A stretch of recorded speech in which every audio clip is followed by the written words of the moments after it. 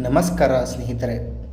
ಇಂದು ಮಹಾಸಾಗರದಲ್ಲಿ ಹಠಾತ್ ಆಗಿರುವ ಈ ಬೆಳವಣಿಗೆ ಕರ್ನಾಟಕದಲ್ಲಿ ಮತ್ತೆ ಮಳೆಗೆ ಕಾರಣವಾಗುತ್ತದೆ ಎಂಬ ಬಹುದೊಡ್ಡ ಸೂಚನೆ ಸಿಕ್ಕಿದೆ. ಈ ಮಾಹಿತಿ ಕೇಳಿದರೆ ನೀವು ಆಶ್ಚರ್ಯಪಡಬಹುದು. ಪ್ರಮುಖವಾಗಿ 4 ಕಾರಣಗಳಿವೆ. ಸದ್ಯ ಎಲ್ ನಿನೋ ಪರಿಣಾಮ ಇನ್ನೂ ಸಂಪೂರ್ಣವಾಗಿ ಮುಗಿದಿಲ್ಲ. ಆದರೂ ಹಿಂದೂ ಮಹಾಸಾಗರದ ವಾತಾವರಣದಲ್ಲಿ ಮಹತ್ವದ ಬದಲಾವಣೆಗಳು ಕಾಣಿಸಿಕೊಳ್ಳುತ್ತಿವೆ. ಮೊದಲನೆಯದಾಗಿ ಇಂಡಿಯನ್ ಓಪನ್ ಡೈಪೋಲ್ ಎಂದು ಕರೆಯಲ್ಪಡುವ IOD ಸಕಾರಾತ್ಮಕ ಸ್ಥಿತಿಯಲ್ಲಿದೆ. ಇದರ ಪರಿಣಾಮವಾಗಿ ದಕ್ಷಿಣ ಆಫ್ರಿಕಾ ಭಾಗದಿಂದ ಅರಬ್ಬಿ ಸಮುದ್ರದ ಕಡೆಗೆ ಹೆಚ್ಚು ತೇವಾಂಶವುಳ್ಳ ಗಾಳಿಯು ಭಾರೀ ಬಲವಾಗಿ ಬೀಸುತ್ತಿದೆ. ಇದು ಮುಂಗಾರಿಗೆ ಉತ್ತಮ ಬೆಂಬಲ ನೀಡುವ ಬೆಳವಣಿಗೆಯಾಗಿದೆ.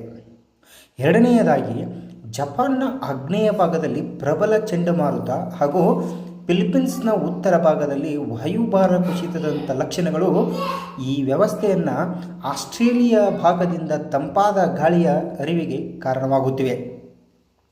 ಇನ್ನು ಮೂರನೆಯದಾಗಿ ಹೇಳುವುದೆಂದರೆ ಇದೇ ಚಂಡಮಾರುತ ಮತ್ತು ವಾಯುಭಾರ ಕುಸಿತ ಬಂಗಾಳ ಕೊಲ್ಲಿಯ ಗಾಳಿಯನ್ನು ತನ್ನ ಕಡೆಗೆ ಸೆಳೆಯುತ್ತಿರುವುದರಿಂದ ಭಾರತದ ಮುಂಗಾರು ಮಾರುತಗಳ ಚಲನೆ ಅನುಕೂಲಕರ ವಾತಾವರಣವನ್ನು ನಿರ್ಮಾಣವಾಗಿಸುತ್ತಿದೆ.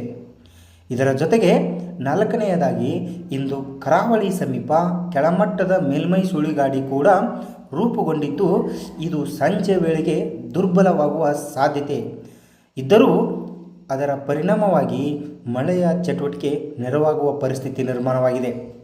ಇದೆಲ್ಲವನ್ನು ಒಟ್ಟಾಗಿ ನೋಡಿದರೆ ಮುಂದಿನ ದಿನಗಳಲ್ಲಿ ಉತ್ತಮ ಮುಂಗಾರು ಮಳೆ ಮುಂದುವರಿಯುವ ಲಕ್ಷಣಗಳು ಗೋಚರಿಸುತ್ತಿವೆ. ಆದರೆ ಇನ್ನೂ ಒಂದು ಪ್ರಶ್ನೆಗೆ ಸ್ಪಷ್ಟ ಉತ್ತರ ಸಿಕ್ಕಿಲ್ಲ. ಕರಾವಳಿ ಮತ್ತು ಮಲೆನಾಡಿನಲ್ಲಿ ಭಾರೀ ಮಳೆ ಆಗುತ್ತಿದ್ದರೂ ಕೂಡ ಒಳನಾಡಿನ ಅನೇಕ ಜಿಲ್ಲೆಗಳ ಮೇಲೆ ಏಕೆ ಕಡಿಮೆಯಾಗಿದೆ?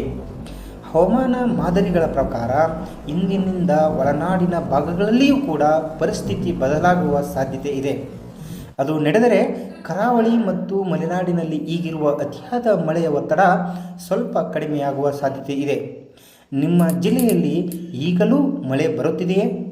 ಕಮೆಂಟ್ನಲ್ಲಿ ತಿಳಿಸಿ. ನಿಮ್ಮ ಊರಿನ ಹೆಸರು ಮತ್ತು ಇಂದಿನ ಹವಾಮಾನ ಸ್ಥಿತಿಯನ್ನು ತಿಳಿಸಿ.